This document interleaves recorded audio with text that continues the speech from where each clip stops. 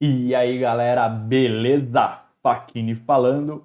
Hoje eu quero contar desse projeto aqui, Flock Ninja, para você ficar atento caso você pense em comprar, em investir nesse token aqui. Então eu estou no site dele, site bacaninha, ele já deixa aqui falando para a gente que 3% da redistribuição é feito em dólar. Ok, então a gente já sabe disso. Já tem aqui uma demo para você jogar, daquele joguinho basicamente que todo mundo já conhece, né? Que você pula para pegar as moedinhas, pula em cima dos bichinhos e tal. Tem algumas interações ali, nada muito novo. Tem NFT aqui que eles vão colocar à disposição. Uma questão aqui do Tokenomics que a taxa de 9%, tá? De compra ou venda, então qualquer movimentação aí que você faça vai ter a cobrança de 9%. Então fica esperto com isso e eu vou te mostrar como que isso pode te prejudicar daqui a pouquinho. A gente está aqui na fase 3 do roadmap, então as próximas listagens aqui, ele fala do CoinGecko, que ainda não está. Ele coloca aqui um demo na Play Store, na Apple Store, o lançamento do NFT, airdrop, e aí na quarta fase, novos NFTs, uma celebridade para fazer marketing, e aí o jogo completo e também um novo roadmap. A gente tem aqui as páginas da rede social também para verificar. Eu dei uma olhadinha aqui no contrato, na segurança, na auditoria. Então a gente tem a liquidez desse token travada na PancakeSwap na V2 e ela está travada até dia 23 de junho de 2022. Então até o meio desse ano aqui de 2022. Não é um período muito longo para travar uma liquidez, então é bom ficar atento aí quando chegar perto dessa época, quem tiver esse token, dá uma olhada aí se os desenvolvedores falaram alguma coisa de renovar por mais quanto tempo, né? Porque é sempre importante essa questão da liquidez. Eles comentam também que tem uma auditoria e também um KYC dessa empresa Valid Proof. Então eu dei uma pesquisada, essa empresa ela realmente existe, porém ela faz, pelo menos até agora, né, só fez auditoria de projetos memes, assim. Então a gente precisa, obviamente, confirmar se tudo isso aqui que estão falando é verdade, mas aparentemente está correto, tá? Então a gente tem aqui todas as informações do contrato que foi auditado e tal. A auditoria aqui ele passou sem nenhum risco grave, ok? Esse aqui é o site da empresa que fez a auditoria, inclusive, a Valid Proof, e a gente pode, inclusive, checar aqui.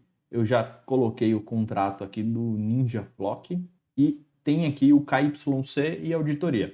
Só para explicar para você que não conhece muito bem, a auditoria, ele pega o contrato e verifica se o contrato está otimizado, e verifica que se não tem nenhum erro grave que vai causar algum problema, verifica se não tem nada aberto, né, para um hacker poder entrar, fazer alguma coisa assim. Porém, é basicamente uma análise que alguém faz, né, seja uma IA ou até um analista, não é uma garantia, certeza de que não existe nenhum problema. Pode sim existir algum problema. A auditoria ela diminui o risco, né? Tem aqui um nível de análise maior que é feita. E o KYC ele é basicamente a confirmação das pessoas. Então aqui no KYC não existe nada divulgado para a gente, mas eles falam que eles confirmaram a identidade dos desenvolvedores, né? Pediram ali documentos randômicos, então vamos supor passaporte, documento de identificação,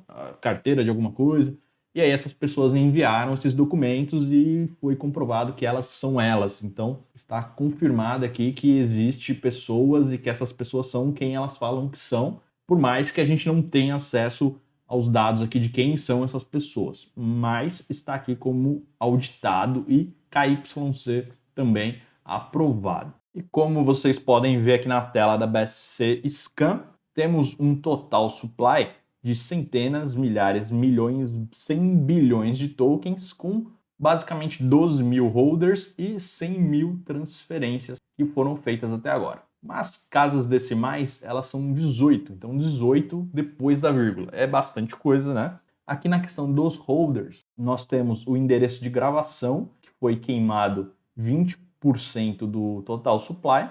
Nós temos a liquidez, que hoje está em 6% aqui do total de tokens, né, dos 100 bilhões. E aí a gente pode entrar aqui no token que gera a liquidez, né? Então a gente está aqui no contrato do token de liquidez desse projeto. Temos 8 holders e a gente tem aqui a principal carteira com 75% do supply da liquidez bloqueado, que é aquele bloqueio que eu comentei com vocês até o meio do ano agora. E a gente tem também 24% desse supply que foi gravado no endereço de gravação, no endereço de morte, né, que chama, o endereço de queima. Então também não vai ser possível retirar essa liquidez aqui. Esses 25% eles ficam ad eterno, esses daqui, esses 75%, eles vão ser desbloqueados no meio do ano e aí pode ser ou não renovado, tal. E a gente tem alguns outros menores aqui que adicionaram liquidez, mas que não representam muita coisa. Então, em relação à liquidez, parece que está seguro também, não parece que vai ser uma puxada de tapete. E depois a gente tem algumas carteiras aqui com 5%, 4%, 3% e até 1%. Aqui a gente tem uma quantidade interessante aqui, né? Uma quantidade grande até de porcentagem de supply em carteiras desbloqueadas. Então aqui também tem que ficar atento para entender, né? Essas carteiras aqui, essas duas, elas são carteiras destinadas à margem, destinadas ao desenvolvimento do projeto, mas elas são carteiras desbloqueadas, então é legal entender se está acontecendo alguma movimentação diferente do normal ou não. Eu vou te mostrar mais ou menos como que você pode analisar, mas basicamente você entra na carteira e vê o que está acontecendo nela. Nessa daqui a gente tem 5 bilhões de tokens e não aconteceu nenhuma movimentação. Foi colocado os tokens nessa carteira durante o processo de criação do token e até o momento não teve nenhuma movimentação. Mas é uma carteira desbloqueada, a qualquer momento pode ter movimentação, então é bom ficar ligado com isso para você não ter um problema de despejo muito grande de tokens no mercado e correr algum perigo. Uma outra análise que você pode fazer também aqui na Coin é entender como que a carteira do desenvolvedor, a carteira que é dona do contrato, o que ela está fazendo nesse contrato. Então aqui a gente tem alguns botões. Nessa parte aqui de LP, que é justamente quanto de liquidez tem o projeto, a gente tem aqui certinho que está na PancakeSwap, na V2, a liquidez é feita com BNB. Então aqui também uma outra dica, se você quiser comprar ou vender esse token, use o BNB porque a taxa de derrapagem vai ser muito menor do que se você usar outro token, porque a liquidez dele é em BNB, certo? Temos 225 BNBs ou 84 mil dólares. E se você clicar em Holders aqui, você sai naquela telinha que eu mostrei agora há pouco, que você consegue ver quem são as carteiras que estão dando liquidez para ver se está travado ou não. Aqui a gente tem as transações do contrato, o próprio contrato, os holders e a carteira do desenvolvedor. Então você clica aqui nessa carteira do desenvolvedor e ele vai aparecer aqui para a gente todas as transações que essa carteira fez com interação no contrato. Então a gente pode ver aqui que teve algumas transações, porém nada demais, né? Teve algumas transferências de BNB, mas valores bem baixos, né? Nada que seja que dê um alerta para a gente, né? Ou mesmo que faça a gente desconfiar. Por enquanto, parece que está bastante ok aqui, não tem nenhum problema. E dando uma olhada aqui no gráfico, a gente vê que esse token ele tem uma oscilação, né? Tem uma variação e uma volatilidade muito alta. Então é interessante, né, para algumas pessoas que olham essa volatilidade, pensam em fazer um trade para ganhar algum dinheiro. Eu peguei uma transação que aconteceu aqui nessa carteira, nesse token, na verdade, dessa carteira aqui, X, tá? Uma carteira que eu não sei quem é, eu só vi que ele comprou e vendeu, então eu peguei para ver se teve algum lucro, como que foi esse processo de compra e venda, para você que está pensando em comprar esse token poder ficar antenado também. Então, eu estou aqui na carteira dele. Quando a gente clica aqui, a gente vê que essa última transação dele aqui foi uma venda desse token Ninja Flock, certo?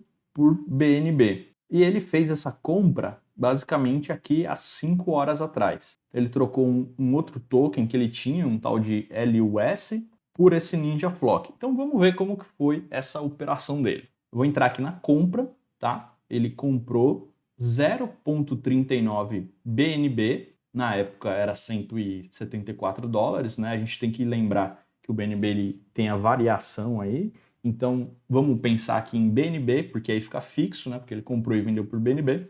é mais fácil da gente entender. E aí, esse token aqui, a gente vê que ele tem muitas transações quando você interage no contrato dele. Ele te dá um outro token aqui de dividendo, porque ele faz a distribuição aí de 1 centavo de dividendo, quantos centavos for. Então você tem várias transações aí acontecendo e acaba tendo um dinheirinho que vai sendo migrado, sendo drenado para essas outras partes do contrato. Mas o que a gente vai antecipar aqui para vocês é que ele comprou 0,39 BNBs no momento do dia 27 às 5 horas UTC. UTC são 3 horas a mais do que aqui em São Paulo, em Brasília. Então, quando a gente olha aqui 3 horas, 8 horas, basicamente são 5 horas da manhã no dia de hoje. Então, vamos lá no gráfico, dia 27, vamos dar um zoom aqui. Eu vou mudar aqui para UTC também, para ficar compatível lá com o nosso BSC Scan. E aí eu vou entrar aqui, dia 27, nesse candle aqui. Como a gente pode ver, ele comprou num preço legal em relação ao que está hoje. Então vamos marcar aqui para entender qual foi a valorização dele. Então ele comprou aqui dia 27 às 5 da manhã e vendeu agora há pouco. Então ele teve basicamente 12% de valorização. Agora vamos voltar lá e ver como que foi a venda dele. Só lembrando, ele comprou 0,39 BNBs. Vamos entrar aqui na venda agora. Então a gente tem aqui todas as interações do contrato, só para vocês terem uma ideia, são 28 transferências que esse token faz quando você interage com ele. Então é muita coisa, é muita distribuição, vai para um monte de canto. No final, ele recebeu 0,33, como vocês podem ver aqui, a carteira dele é essa, né? Depois de 28 transferências, o que foi para ele foi $149 no preço de agora,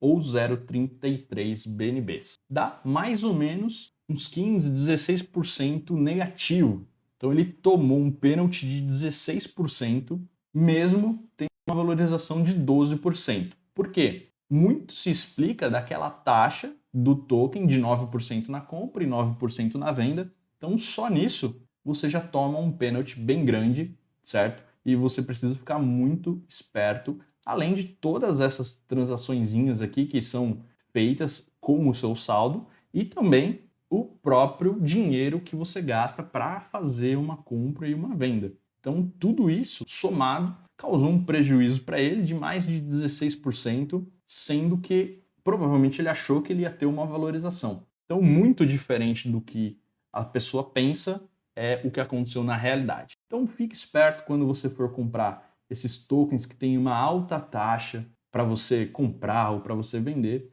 porque não é qualquer valorização que você vai conseguir ganhar dinheiro. A gente está falando aqui de uma valorização de 12%. Provavelmente ele ia ter que esperar chegar nos 30%, mais ou menos, para ele ter algum tipo de lucro. Então faz bastante sentido você ficar bem atento com esse token, apesar de que ele tem uma volatilidade. Então, se a pessoa tivesse visto esse vídeo, tivesse feito essas contas, ele conseguiria não vender e não ter o prejuízo e talvez também nem comprar, porque não é algo que ele queira manter na carteira, esperando grandes valorizações assim, ou até mesmo desvalorizações. Esse token a gente vê que ele tem aqui uma volatilidade muito alta. Muito se explica porque o valor que está preso aqui na liquidez não é muito alto. Então são cerca de $84 mil. Qualquer compra ou venda maior, né, de uma quantidade maior de dinheiro, já mexe bastante nesse preço do token, então a volatilidade acaba sendo bem alta. É um tokenzinho meme que você vai comprar, se você quiser, obviamente, né? Eu não estou recomendando, eu mesmo não vou comprar. Não faz parte aqui do nosso escopo de investimento tokens desse jeito, principalmente aqui em joguinhos NFT, porque a gente sabe que tem um histórico bastante diferente, mas se você quiser comprar, pelo menos agora você já sabe que tem essas características de taxa de compra e venda que podem te trazer prejuízo mesmo você acreditando que você vai ter algum tipo de lucro. Então fique esperto com isso. Se você tiver qualquer dúvida, deixe aqui nos comentários que eu vou responder a todos. Se inscreve no canal para receber notícias e notificações sobre novos vídeos e conteúdos de qualidade. E eu te vejo no próximo vídeo. Fui!